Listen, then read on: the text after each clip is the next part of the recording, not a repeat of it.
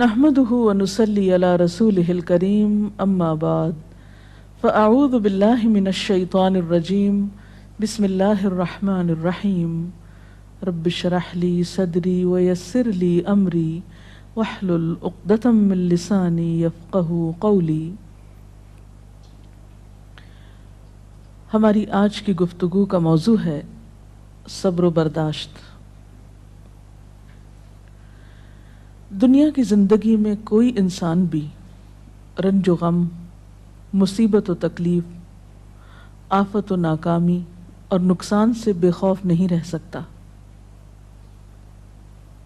ہر انسان پر کسی نہ کسی وقت ایسی چیز آتی ہی ہے جو اسے ناگوار ہوتی ہے، جو اسے ناپسند ہوتی ہے، اور یوں بسا اوقات انسان کو ناپسندیدہ حالات میں ڈال کر اس کی آزمائش کی جاتی ہے۔ قرآن پاک میں اللہ تعالیٰ فرماتے ہیں وَنَبْلُوكُمْ بِالْخَيْرِ وَالشَّرِّ فِتْنَةً، ہم تمہیں اچھے برے حال میں مبتلا کر کے تمہاری آزمائش کریں گے۔ ایک اور جگہ پر فرمایا خلق الموت والحیات لیبلوکم ایکم احسن عملا، اس نے موت اور زندگی کو بنایا تاکہ وہ تمہارا امتحان لے کر دیکھے، تمہیں آزما کر دیکھے کہ تم میں اچھے کام کون کرتا ہے۔ اچھے وقت میں، اچھے حالات میں اچھا بننا، موافق ماحول میں، خوشگوار حالات میں، یہ مشکل نہیں ہوتا، لیکن اس وقت اچھا بن کے دکھانا جب انسان پر ایسے حالات آئیں جو اس کے لیے تکلیف اور پریشانی کا باعث ہوں، اس کی مرضی کے مطابق نہ ہوں، ایسے میں ہی کسی انسان کا صحیح طور پر پتہ چلتا ہے کہ وہ دراصل کیسا انسان ہے۔ اب جب بھی کوئی مشکل آتی ہے یا مصیبت آتی ہے تو اس وقت انسان کے سامنے دو راستے ہوتے ہیں۔ ایک تو یہ کہ اس مشکل یا مصیبت کا صحیح طور پر مقابلہ کرے، اس میں مثبت رویہ اختیار کرے، صبر سے کام لے، اور دوسرا راستہ یہ کہ انسان اس پر چیخے چلائے، پریشان ہو، حواس کھو بیٹھے، مایوسی کا شکار ہو۔ اب ان دونوں راستوں کو دیکھ کر آپ خود فیصلہ کر سکتے ہیں کہ کون سا راستہ آپ کے حق میں زیادہ مفید ہو سکتا ہے۔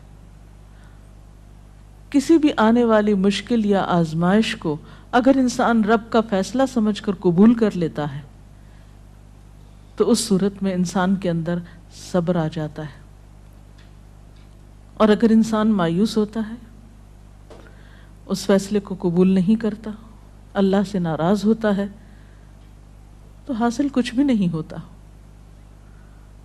اس اجر کو بھی چھوڑ بیٹھتا ہے جو صبر کی صورت میں اسے اس مصیبت پر مل سکتا تھا، اس سے بھی ہاتھ دھو بیٹھتا ہے، اور دوسری طرف مسئلہ حل بھی نہیں ہوتا۔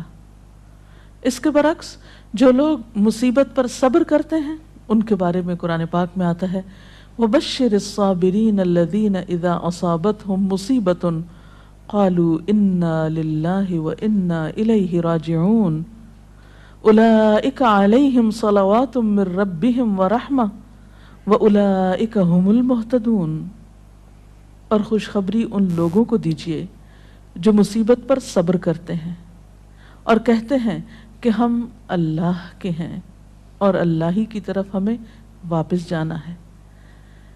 ان لوگوں پر ان کے رب کی طرف سے بڑی عنایات ہوں گی اور اس کی رحمت ہوگی، اور ایسے ہی لوگ راہ ہدایت پر ہوتے ہیں۔ گویا مصیبت کے وقت صبر کرنے والا اللہ تعالیٰ کی خاص رحمت اور عنایت کا مستحق ہو جاتا ہے۔ یہاں ایک سوال یہ پیدا ہوتا ہے کہ اگر انسان اللہ تعالیٰ کا محبوب ہے اور اللہ تعالیٰ اپنے بندوں سے پیار کرتا ہے تو پھر انہیں مشکل میں کیوں ڈالتا ہے، ان کا امتحان کیوں لیتا ہے؟ تو بات یہ ہے کہ دنیا میں بھی امتحان کے بغیر انسان کی اصل قدر و قیمت سامنے نہیں آتی۔ مثلاً ایک ماں اپنے بچے سے پیار کرتی ہے لیکن اس کو اسکول بھیجتی ہے، جب امتحان کا وقت آتا ہے تو گھر نہیں بٹھا لیتی، امتحان کے لیے بھیجتی ہے تیار کر کے، اور امتحان سے جب بچہ گزرتا ہے تو ہی وہ پہچانتا ہے کہ اب وہ کس قابل ہے۔ کامیابی امتحان کے بعد ہی آتی، بغیر امتحان کے تو کامیابی کا تصور ہی نہیں۔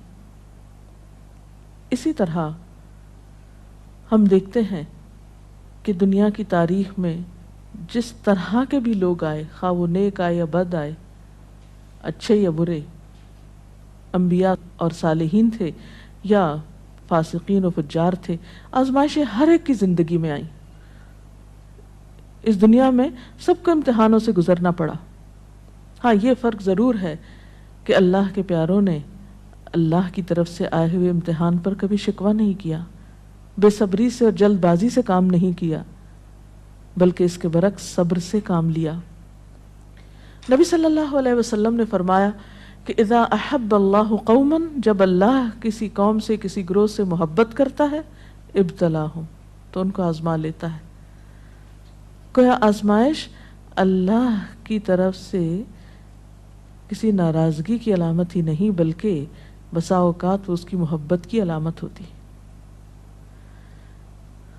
پھر فرمایا کہ جو شخص اس پہ راضی ہو جاتا ہے اللہ اس کے لیے راضی ہو جاتا ہے، اور جو ناراض ہوتا ہے اللہ تعالیٰ اس سے ناراض ہو جاتا ہے۔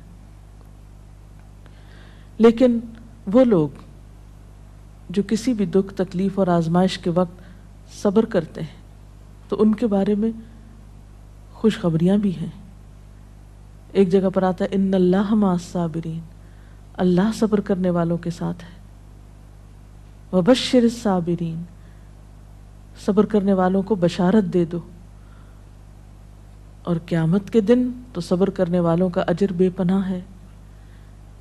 حدیث میں آتا ہے قیامت کے روز دنیا میں عافیت سے رہنے والے جب آزمائش میں مبتلا لوگوں کے اجر کو دیکھیں گے، یعنی قیامت کے دن جو ان کو اجر ملے گا اس کو دیکھیں گے تو تمنا کریں گے کہ اے کاش دنیا میں ہماری جلد کینچیوں سے کاٹ دی جاتی اور ہم بھی صبر کرتے اور آج ہمیں بھی اتنا بڑا اجر ملتا۔ اور اس کے علاوہ جو بھی مصیبت، تکلیف، حتیٰ کہ کانٹا بھی چبھتا ہے بندہ مومن کو تو اللہ تعالیٰ اس کے بدلے میں بھی انسان کے گناہ معاف کرتا رہتا ہے۔ اس لیے کبھی بھی اس بات پر پریشان نہیں ہونا چاہیے کہ کوئی مصیبت جو آ گئی تو یہ شاید اللہ تعالیٰ کی ناراضگی ہی کا ذریعہ ہے۔ نہیں، اسی پریشانی میں آپ اللہ کی رضا کو بھی پا سکتے ہیں۔ نبی صلی اللہ علیہ وسلم نے فرمایا جس مسلمان کو کوئی قلبی اذیت، جسمانی تکلیف، بیماری، رنج، دکھ، غم، کچھ بھی جو پہنچتا ہے، حتیٰ کہ اگر اسے کانٹا بھی چبھ جاتا ہے اور وہ اس پہ صبر کرتا ہے تو اللہ تعالیٰ اس کے بدلے اس کے گناہوں کو معاف کر دیتا ہے۔ اس لیے تکلیف مانگنی تو نہیں چاہیے، عافیت کی دعا پسندیدہ ترین دعاؤں میں سے ہے، لیکن اگر تکلیف آ جائے تو اس پر واویلا نہیں کرنا چاہیے، اس کو اللہ کا فیصلہ سمجھ کر قبول کر لینا چاہیے اور اس وقت صبر سے کام لینا چاہیے۔ اب سوال یہ پیدا ہوتا ہے کہ صبر کیا کیسے جائے؟ تو اس کے لیے شعوری کوشش کی ضرورت ہوتی ہے۔ حدیث پاک میں آتا ہے من یتصبر یصبرہ اللہ، جو صبر کرے گا اس کو اللہ صبر دے دے گا۔ تو گویا سب سے پہلے نیت اور ارادے کی ضرورت ہے، اللہ کے فیصلے کو قبول کرنا، ایکسپٹ کر لینا کہ جو ہونا تھا ہو گیا، آپ اسے تبدیل نہیں اب کر سکتے۔ مثلا کوئی شخص فوت ہو گیا، آپ اس کو دنیا میں لا تو نہیں سکتے، اب کیا اللہ کے فیصلے کو قبول کر لیجئے اور اس طرح بہیو کیجئے کہ اللہ راضی ہو جائے کہ ہاں اس میرے بندے نے میری بات کو قبول کر لیا، اس کا برا نہیں مانا۔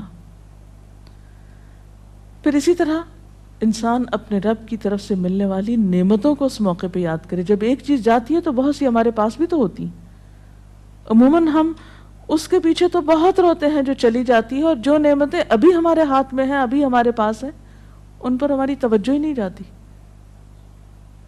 مثلا خدا نخواستہ بچوں میں سے اگر ایک فوت ہو گیا تو باقی تو ہیں، اگر خدا نہ خواستہ اولاد نہیں تو والدین تو ہیں، وہ نہیں بہن بھائی تو ہیں، صحت سلامتی عطا کی ہے، ساری نعمتیں اگر انسان ان کا احساس کرتا رہے، ان کا ذکر کرتا رہے، ان کو تسلیم کرتا رہے، تو انسان کے اندر صبر و رضا کی کیفیت پیدا ہوتی ہے۔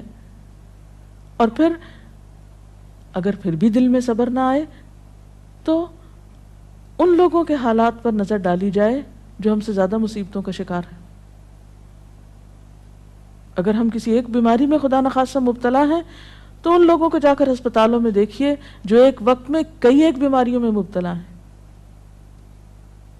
تو ہمیشہ تکلیف میں اپنے سے بڑی تکلیف والے پہ نظر ڈالیں گے تو اپنی بھول جائیں گے۔ اور اس کے ساتھ ساتھ یہ ہے کہ انسان کو دعا بھی کرتے رہنا چاہیے۔ قرآن پاک میں بھی ایسی دعائیں ملتی ہیں جیسے ربنا افرغ علینا صبرا وتوفنا مسلمین، ربنا افرغ علینا صبرا وثبت اقدامنا، ان دعاؤں کو بھی پڑھنا چاہیے۔ اسی طرح حضرت ابن عباس کا بیان ہے کہ نبی صلی اللہ علیہ وسلم جب کسی رنج و غم میں مبتلا ہوتے تو یہ دعا کیا کرتے تھے، لا الہ الا اللہ رب العرش العظیم، لا الہ الا اللہ رب السماوات و رب الارض و رب العرش الکریم۔ تو اللہ کا ذکر، اس کی دی ہوئی نعمتوں کا شکر انسان کے لیے صبر کے معاملے کو آسان کر دیتا ہے۔ اور حقیقت یہ ہے کہ صبر سے بڑھ کر کوئی چیز نہیں جو انسان کے لیے اتنی فائدہ مند ہو، جیسا کہ ایک بخاری کی حدیث میں آتا ہے، ما اعطی احد عطاء ما اعطی احد عطاء خیرا واوسع من الصبر۔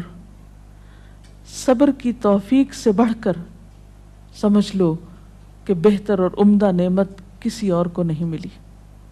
یعنی جس کو صبر کرنے کی توفیق ہو گئی، ہمت ہو گئی، تو سمجھ لیجئے کہ اس کو سب سے بڑھ کر نعمت مل گئی۔ یہ توفیق رب کی نعمتوں میں سے ایک بڑی نعمت ہے۔ اور ایک اور روایت میں تو صبر کو آدھا ایمان کہا گیا، صبر نصف الایمان۔ اور مومن کا حال کچھ یوں بتایا گیا، یعنی مومن کی شان، آپ صلی اللہ علیہ وسلم نے فرمایا کہ مومن کی شان بھی عجیب ہے، اور یہ شان مومن کے سوا کسی اور کو نصیب نہیں ہوتی۔ ان اصابتہ سراء شکر فکان خیر لہ وان اصابتہ ضراء صبر فکان خیر لہ، کہ اگر اسے راحت اور خوشی ہوتی ہے تو وہ شکر کرتا ہے، اس طرح اپنی نیکی کو بڑھا لیتا ہے، اور اگر اسے کوئی تکلیف پہنچتی ہے تو صبر کرتا ہے، اور اس سے وہ اپنے درجے بڑھا لیتا ہے۔ تو گویا صبر ہر حال میں انسان کے لیے فائدہ مند ہے اور انسان کے درجات کو بڑھانے کا ذریعہ ہے۔ اس کے برعکس بے صبری انسان کے لیے کسی طور پر بھی فائدہ مند نہیں۔ بے صبری سے کوئی کام نہیں بنتا، بے صبری سے کوئی بھی نتیجہ نہیں نکلتا، آپ تقدیر کے کسی فیصلے کو پلٹا نہیں سکتے۔ اس لیے صبر کرنا فائدہ مند ہے۔ اللہ تعالیٰ سے اس کی توفیق مانگنی چاہیے۔